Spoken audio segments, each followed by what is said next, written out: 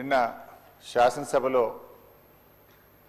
BRS party శాసనసభ్యులు జగదీష్ రెడ్డి గారిని suspend చేసిన విషయం మనందరికీ తెలిసిందే.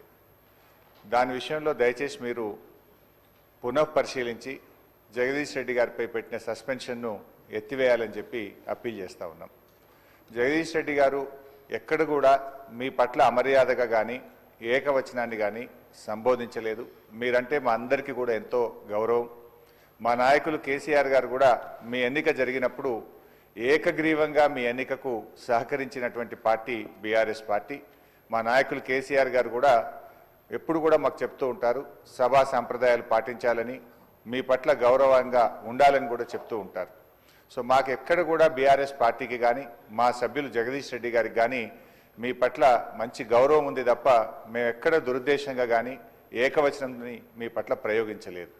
అందువల్ల మాకు కూడా, ఎందుకంటే నిన్న జగదీష్ రెడ్డి గారికి మీరు మైక్ ఇచ్చుంటే వారు చెప్పుకునే అవకాశం ఉండేది.